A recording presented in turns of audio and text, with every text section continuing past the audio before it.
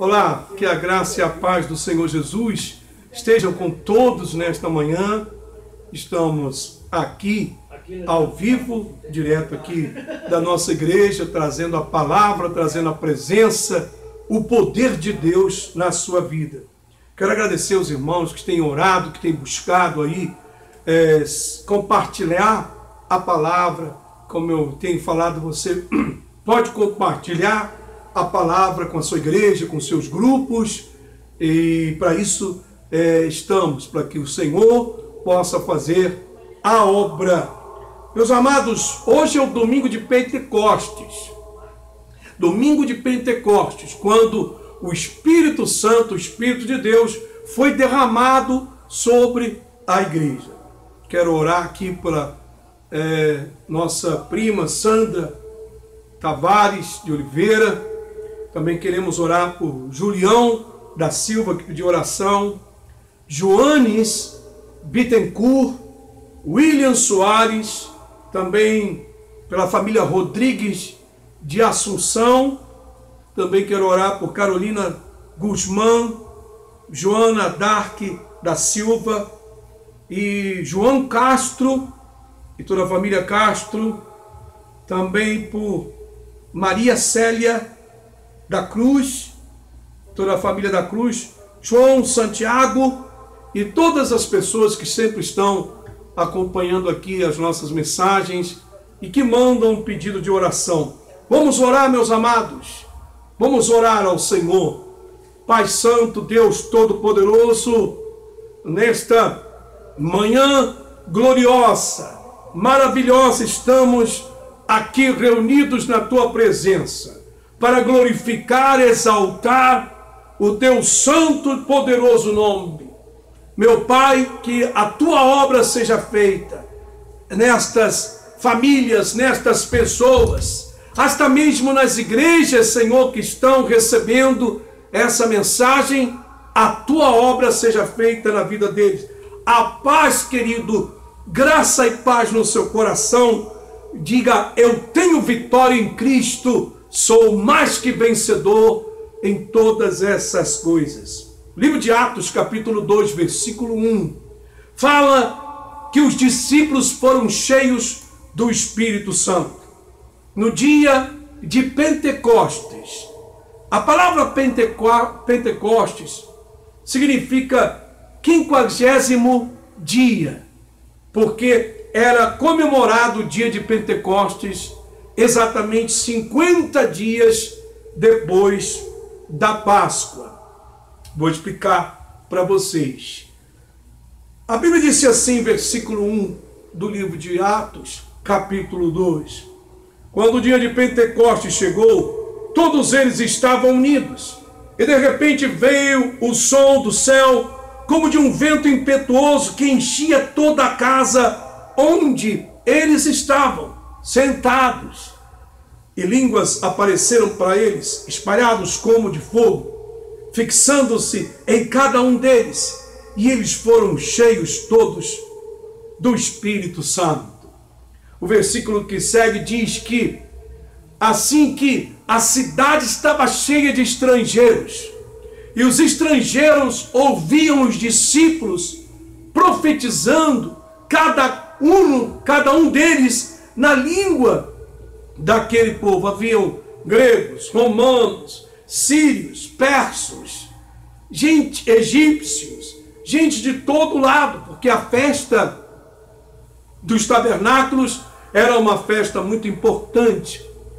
Então, imagine você falar em uma língua que você não conhece, e de repente uma pessoa escuta você profetizando na língua deles, e eles foram capazes de entender o que os discípulos estavam falando, e justamente estavam falando sobre Jesus, sobre o poder, sobre a cruz, sobre a ressurreição, os milagres, e cada qual escutava na sua própria língua. Que maravilha! O dom de Deus, a unção de Deus, o poder de Deus foi derramado sobre aqueles discípulos. É isso que Deus quer fazer hoje.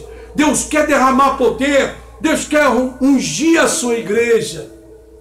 Mas a igreja está acomodada com conhecimento.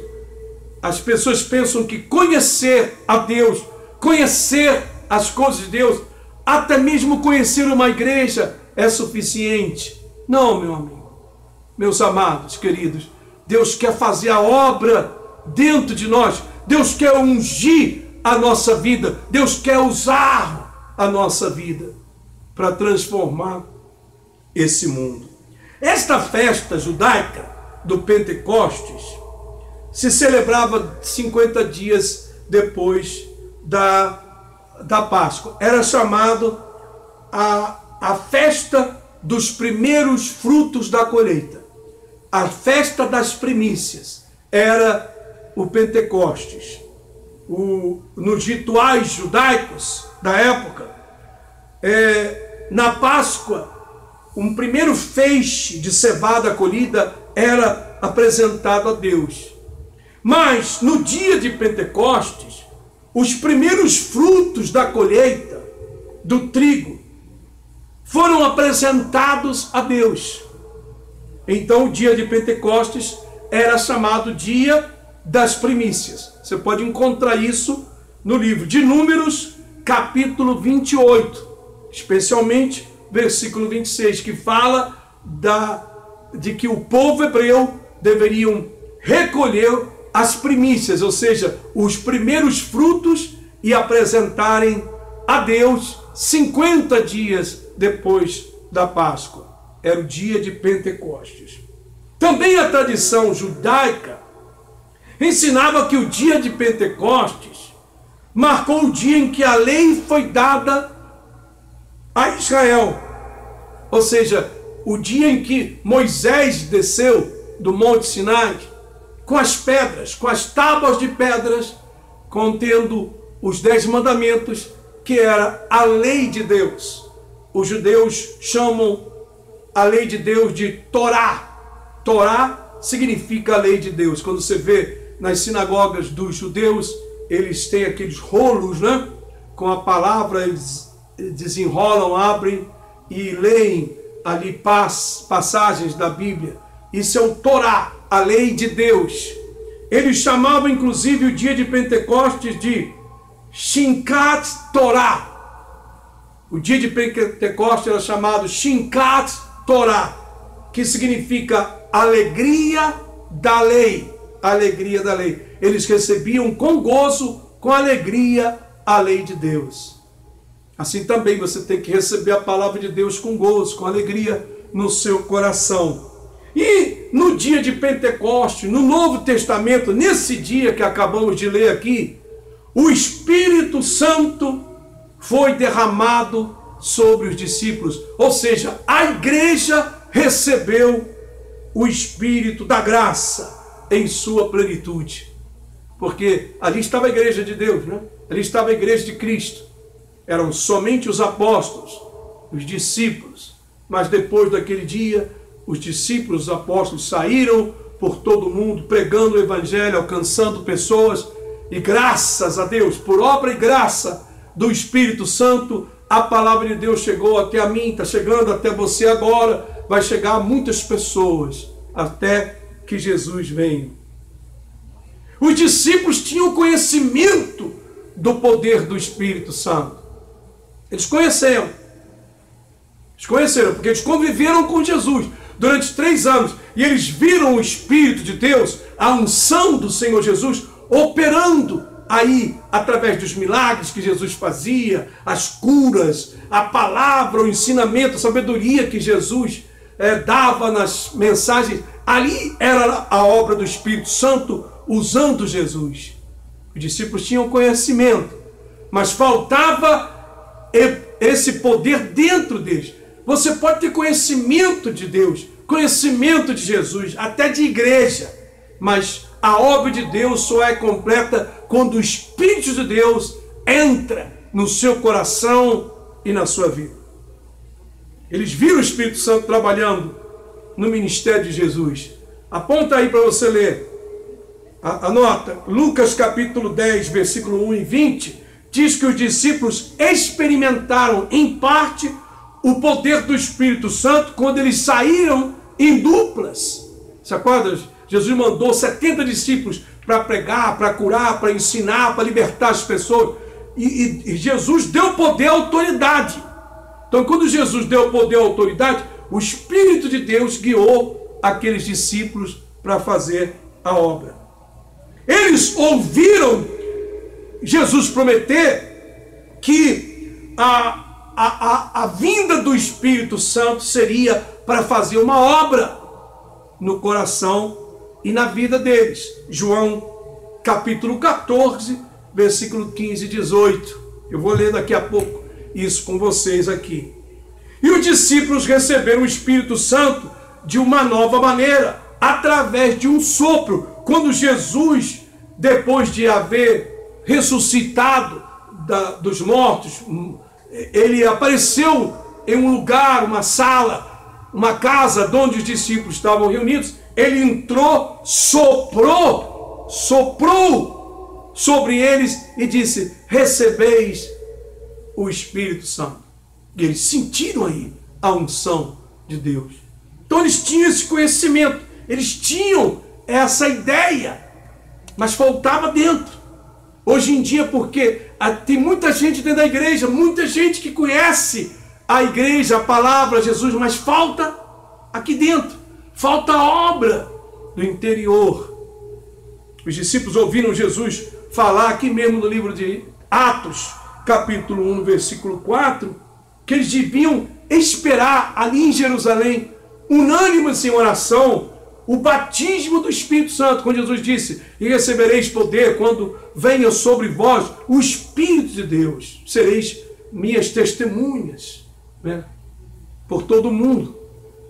Eles tinham esse conhecimento. Você tem o conhecimento ou você tem a experiência? Conhecimento é importante, mas a experiência é o que faz a mudança. Vamos ler aqui o capítulo 14 de São João. São João 14, 16. Diz assim: Jesus disse assim: eu vou orar ao Pai, e Ele dará outro Consolador. Algumas Bíblias dizem fortificador. O Espírito Santo é o fortificador. Para ajudá-los, e eu estarei com vocês para sempre, em espírito de verdade. Aí no versículo 26, ele disse assim: e Ele, ou seja, o Espírito Santo, os ensinará todas as coisas, e fará com que se lembrem de tudo que eu tenho dito. Que bênção, igreja! Que maravilha! O Espírito Santo conosco, o Espírito Santo dentro de nós, nos ajudando, nos capacitando para seguir essa verdade, para lembrar as palavras de Deus, para fazer a obra de Deus. Meu amado, meu querido, não se contente apenas em dizer: ah, eu sou da igreja tal, eu estou na igreja tantos anos. Isso é conhecimento, né?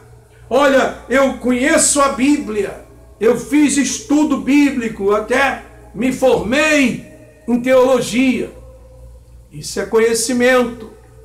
Ah, eu vi milagres, eu experimentei milagres de ver. Você conheceu, você viu.